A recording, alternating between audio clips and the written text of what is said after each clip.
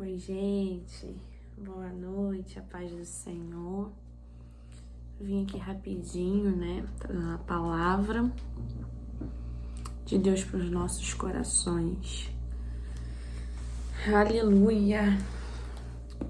Abra vossas Bíblias em Atos dos Apóstolos, primeiro, palavra qual o Senhor confiou ao meu coração esses dias que eu trouxe essa palavra muito forte no Camorim, e eu estava aqui meditando com o Senhor e novamente essa palavra veio ao meu coração. Vamos ler Atos dos Apóstolos, somente alguns versículos, tá? Vou ler o número 2, o 2, o 3, o 11, o 7 e o 8 e o 12, 14, tá? Vamos ler então. Atos dos Apóstolos primeiro, 2. Até o dia em que foi recebido em cima, depois de ter dado mandamentos pelo Espírito Santo aos apóstolos que escolhera, aos quais também, depois de ter padecido, se apresentou vivo com muitas e infalíveis provas, sendo visto por eles por espaço de 40 dias e falando do que respeita ao reino de Deus. O 7 e 8. E disse-lhes: não vos pertence saber os tempos ou as estações que o Pai estabeleceu pelo seu próprio poder, mas recebereis a virtude do Espírito Santo, que há de vir sobre vós, e ser-me-eis testemunhas tanto em Jerusalém como em toda a Judéia e Samaria, e até os confins da terra. O 11. Os quais lhe disseram: varões galileus, por que estáis olhando para o céu? Este Jesus, que dentre vós foi recebido em cima no céu, há de vir assim como para o céu o vistes ir. Então voltaram para Jerusalém, do monte chamado das Oliveiras, o qual está perto de Jerusalém, à distância do caminho de um sábado. E o 14, que diz assim: todos estes perseveravam unanimemente em oração e súplicas com as mulheres e Maria, mãe de Jesus, e com os seus irmãos. Aleluia, glória a Deus. Aqui é uma palavra, muito conhecida, a qual o Senhor relata, né? Aqui eles escreveram Atos depois de tudo que aconteceu com Jesus. Como nós sabemos, Jesus ele morreu, ele teve que passar por morte de cruz, e ao terceiro dia ele ressuscitou, como diz a palavra. Só que, passados esses dias, né, aconteceu várias coisas, e a palavra relata que Jesus ficou 40 dias depois de ressuscitado aqui na terra, para ensinar algumas coisas para os seus discípulos, os que ele escolheu como apóstolo, né, no caso. Então ele tinha que passar algumas informações ainda que precisavam ser ditas. Ou seja, a palavra diz que ele ficou 40 dias aqui embaixo na terra ainda. E ensinando, falando sobre o reino de Deus, né? Sobre o reino de Deus, de seu Pai. Aleluia. E é que os discípulos, eles ficavam muito ansiosos em querer saber quando que seria a volta de Cristo, porque Deus, ele falava, né, por parábolas. Jesus Cristo, ele falava por parábolas. E eles queriam saber qual era o dia, a hora que Jesus voltaria para buscar a tua igreja, né? Voltaria para ter com eles. Então, ali naquele momento, Jesus, ele meio que repreende eles, né? Falando que não vos pertence saber os tempos e as estações que o meu Pai estabeleceu pelo seu próprio poder. Ou seja, não cabia a eles a saber o dia, nem hora, lugar, momento, nada, porque isso só era dada, essa sabedoria, essa informação fortíssima, era somente do Pai. Mas Deus, ele lá em Mateus 24, Mateus relata alguns sinais sobre a vinda de Cristo, não só em Mateus, mas como em outros versículos bíblicos. E aí o que acontece? Aí Jesus fala para eles que eles receberiam a virtude do Espírito Santo. O que é a virtude do Espírito Santo? O Espírito Santo de Deus, ele age da seguinte forma: quando nós buscamos a Deus, quando nós entregamos o nosso coração para Jesus, Deus, ele começa a trabalhar nas nossas vidas, dando libertação, tirando aquilo que não agrada a ele, tudo que é em excesso. E isso não é leis estabelecidas por homens, nem doutrinas estabelecidas por homens, mas o próprio Cristo, né, o Espírito Santo, porque nós sabemos que é uma trindade, Deus Pai, Deus Filho e Deus Espírito Santo. Então, o próprio Deus, a virtude do Espírito Santo nos ensina, né? O Espírito Santo de Deus nos ensina a como ser cristão, a como praticar as obras do Espírito, né? As obras que agradam a Deus, né? Como nós sabemos que tem na Bíblia também os frutos do Espírito, né? Tirando tudo aquilo que é da carne, ou seja, os desejos carnais que nós temos. Quando nós temos a virtude do Espírito Santo de Deus, Deus começa a fazer a separação. Tudo aquilo que não agrada, ele tira, né? E o Espírito Santo de Deus também, que nos revela a palavra, que nos dá entendimento, sabedoria, que fala conosco em revelações, né? Às vezes, igual nós vemos nas igrejas, muitas das vezes Deus, ele relata algo, usa alguém para falar. Isso tudo é o Espírito Santo de Deus que faz. E aqui é uma promessa que Deus nos deixou, que o Espírito Santo de Deus nos últimos dias ia descer sobre as nossas vidas, que iria nos fortalecer, nos ensinar, e nós saberíamos que quando o Espírito Santo de Deus estivesse conosco, quando estivesse próximo de Jesus chegar para voltar para buscar a igreja, o próprio Espírito Santo que há dentro de nós, ele testificaria, ou seja, ele mesmo nos ensinaria, ele nos mostraria os sinais, ia testificar. Por exemplo, vou tirar um exemplo, as atualizações, notícias atualizadas e a Bíblia. Ou seja, e aqui somos nós, né, no meio.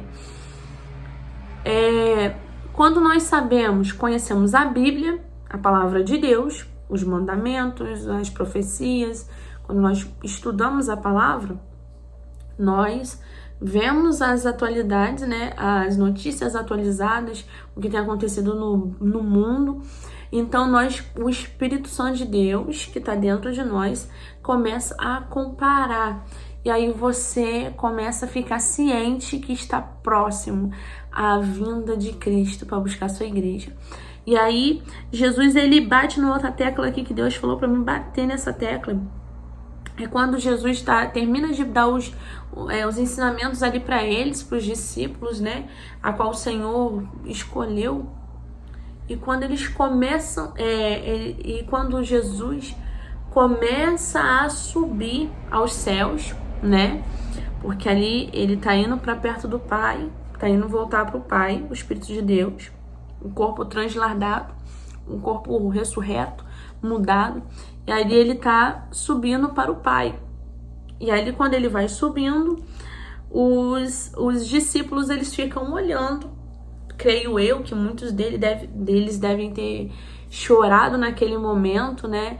Pensando assim, imagina, poxa, você tá com um amigo de anos, um amigo íntimo seu, e aí de repente você sabe que seu amigo tá indo embora e você pode ser que você vai ficar um bom tempo sem ver ele, sem um tempo determinado. Então, naquele momento eu creio que os discípulos começaram a chorar, a ficar meio, né, pensativos, uns questionando. São falas minhas, tá, gente? Não relata que na Bíblia é exato, mas eu creio, né? Eu sinto o Espírito Santo de Deus, assim, dentro de mim, falando. Porque o que acontece? Nesse momento, quando Jesus está subindo aos céus, se despedindo deles e subindo, aleluia, aparece 2 varões galileus, ou seja, 2 anjos do Senhor. Aleluia. E ali eles olham para eles e perguntam, porque eles estavam olhando para os céus. E eles falam uma coisa muito linda, que isso é muito forte. Gente, vocês não reparam que eu tô olhando pra lá, pra cá, porque a câmera tá aqui, só que é mania já de olhar pro lado de cá. Aí, voltando aqui a palavra. E eles falam uma coisa muito forte. Eles dizem assim: esse Jesus que dentre vós foi recebido em cima no céu, há de vir assim como para o céu vistes ir. Ou seja, o mesmo Jesus que estava subindo aos céus, do mesmo jeito que eles viram Jesus subindo, aleluia, glória a Deus, eles veriam, ou seja, alguém vai ver, ou seja, os salvos vão ver o mesmo Jesus voltando para buscar a igreja amada. E é lindo isso, gente, porque é uma promessa linda. Para uns têm muito medo, né? Algumas pessoas têm muito medo sobre escatologia bíblica, sobre a volta de Cristo, e outras pessoas têm medo de morrer. Eu também tive já medo de morrer, né? Mas eu só tinha medo de morrer, Carol, quando eu não tinha certeza ainda da minha salvação. E hoje é diferente. Depois que eu me firmei nos caminhos do Senhor, depois que eu comecei a buscar a virtude do Espírito Santo de Deus, o Espírito Santo de Deus começou a trabalhar na minha vida de uma forma diferente, especial, que eu comecei a ter mais intimidade com Deus e ouvir mais a voz de Deus. Quando começou a acontecer essas coisas e algumas revelações que Deus me deu sobre a volta dele, me deu a total certeza que hoje, esse momento que eu tô vivendo agora, eu tô apta a subir, apta ao arrebatamento. É claro que nós não somos 100% perfeitos, porque se fôssemos 100% não estaríamos mais aqui.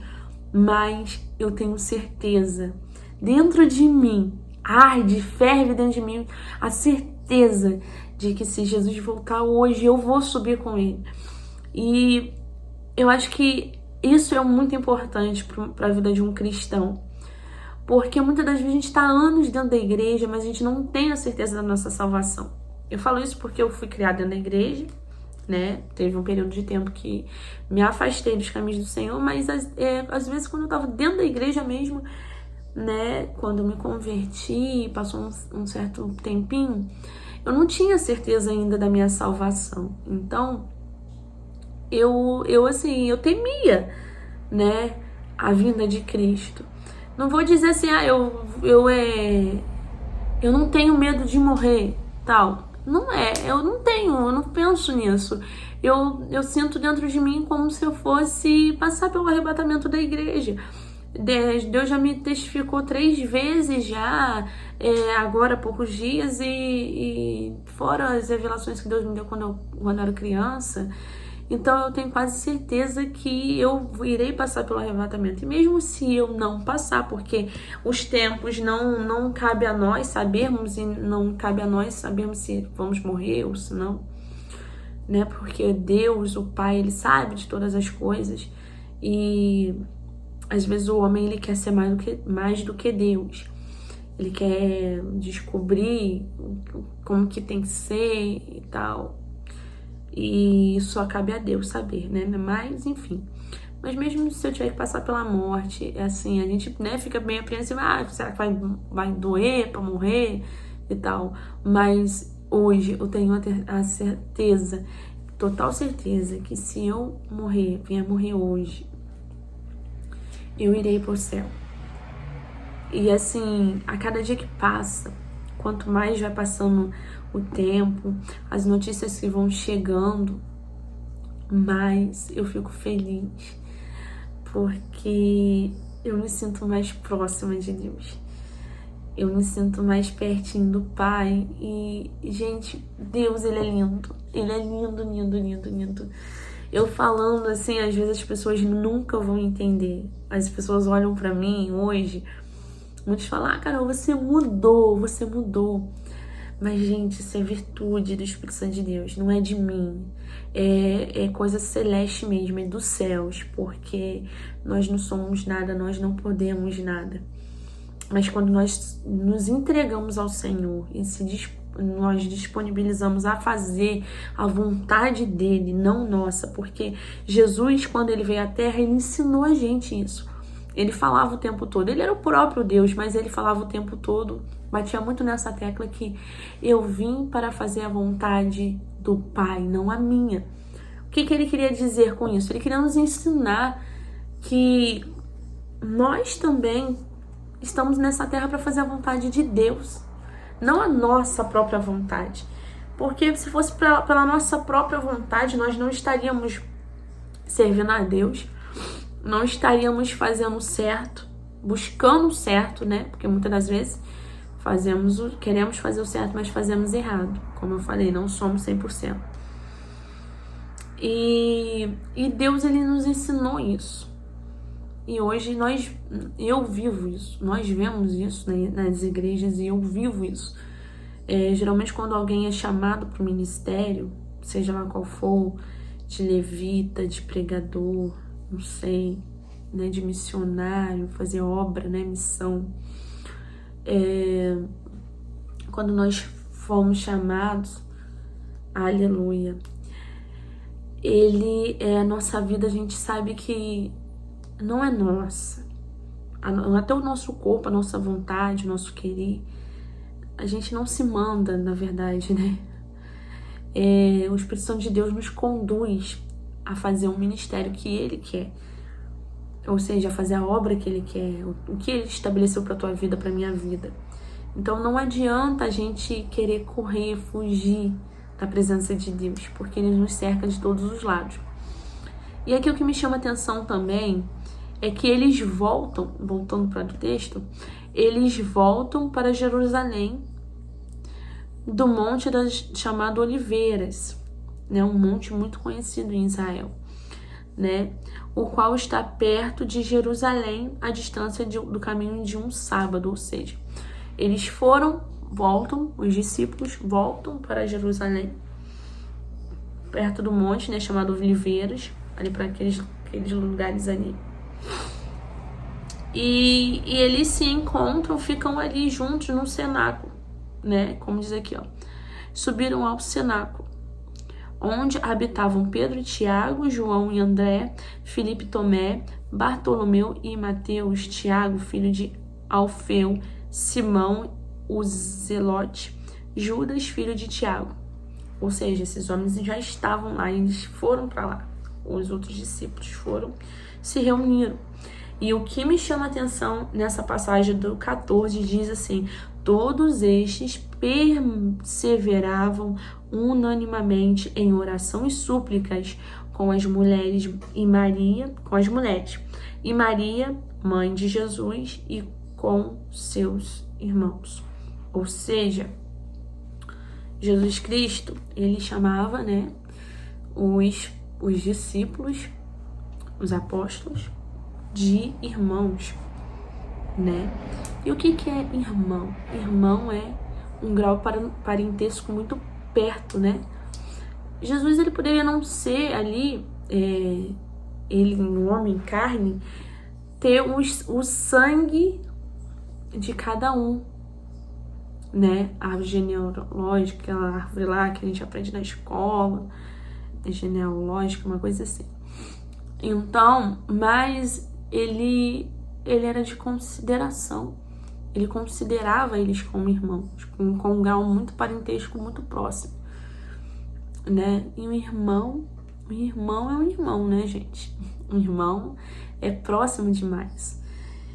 E o que acontece? Ali, o que chama a atenção é que eles perseveravam unanimamente em oração e súplicas, ou seja, eles se reuniram para buscar a presença do Senhor, para orar, para clamar ao Senhor, mediante aqueles fatos que aconteceram sobre a vida deles ali naqueles 40 dias que Jesus estava, tudo que eles passaram, que eles viram, que eles acompanharam como mestre.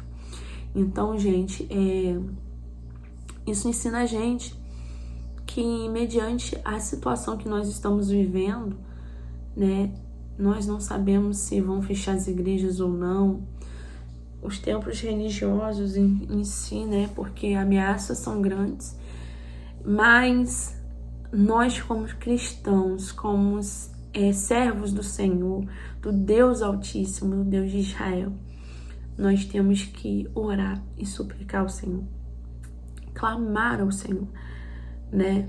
Por quê? Porque na oração, na súplica, na busca, nós nos aproximamos de Deus.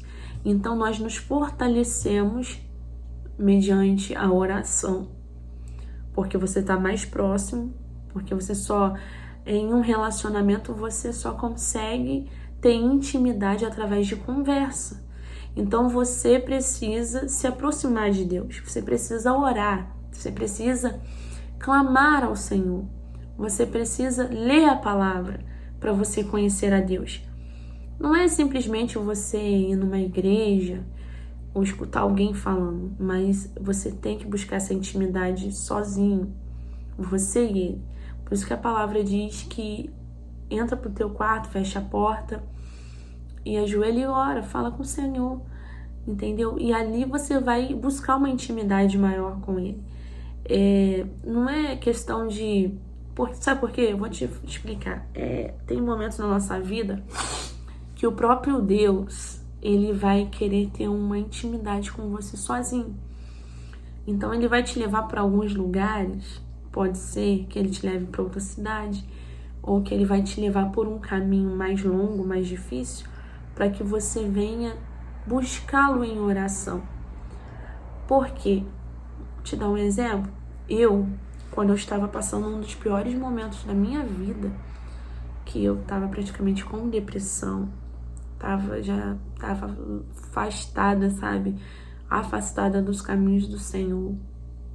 E ali eu me encontrei muito sozinha, triste, desanimada, mas isso tudo era o inimigo botando na minha cabeça. E ali eu comecei a reconhecer que não tinha mais jeito, para mim já estava tudo acabado e que eu precisava de um amigo verdadeiro que me escutasse, um amigo ao qual nunca me abandonou. Eu falo em questão de nunca me abandonar porque nas horas que eu mais precisei na minha vida, ele esteve presente. Ele me ensinou que é melhor a gente falar com ele sozinho do que contar os seus problemas pro vizinho ou pros seus amigos terrenos, né, vamos dizer assim, da terra. Então, o próprio Deus, ele me ensinou como que eu deveria fazer. E muitas das vezes a gente erra, a gente sai falando o nosso problema para todo mundo. Ninguém vai poder resolver seu problema. Vai ser mais um a saber. E ele começou a me ensinar. Entra pro teu quarto, ajoelha, vai orar. Vai falar comigo. Vai ler a Bíblia, que eu vou falar com você na palavra. E o Senhor, ele começou a falar comigo. E foi desse jeito que ele me ensinou a ter intimidade com ele. Buscar intimidade. E eu ia para a igreja, chegava lá, eu sentia a presença muito fácil do Espírito Santo. Por quê? A presença do Espírito Santo era muito notória, era muito rápida. Eu sentia a presença dele muito rápido e E eu escutava muito rápido a voz do Senhor. Pelo simples fato de eu buscar em casa, dentro do meu quarto, entrar pro quarto, fechar a porta e falar com o Senhor. Às vezes a gente não sabe falar, a gente só chora. Se você não importa o jeito que você vai falar com Ele. O importante é você falar. É você reconhecer que sem Ele você não é nada. É você reconhecer que você precisa ter uma intimidade com Ele. E quando vem as lutas, é essa intimidade, é essa virtude adquirida através da busca que vai te fortalecer, te manter de pé. É o que tem me mantido de pé até hoje. E todos os dias eu peço a Ele, Senhor, não deixa eu andar para trás mais. Não deixa eu voltar atrás. Não deixa eu olhar para o lado, não deixa eu parar mais. E Deus, Ele a cada dia mais, Ele tem me sustentado. Às vezes o meu corpo físico tá muito cansado, que é a vontade de dormir, de não ir para a igreja, de não ir fazer a obra naquele dia, de não orar. Mas o Senhor, Ele vem, e aí Ele fala, eu vou te levar. E eu sinto carregada pelo Espírito Santo de Deus. E eu vou para a igreja, chega lá, eu sinto o renovo do Espírito Santo. Então aquele cansaço, aquele peso que estava nas minhas costas já não tá mais, sai fora, vai embora. E isso tudo a gente adquire em oração, em busca, em súplicas. Ou seja, não deixa de orar. Não pare de orar. Não pare de buscar a face do Senhor. Porque o Senhor, através da tua busca, Ele vai ter intimidade com você. E é essa intimidade que vai te manter firme. É essa intimidade que não vai deixar você desistir no dia mal.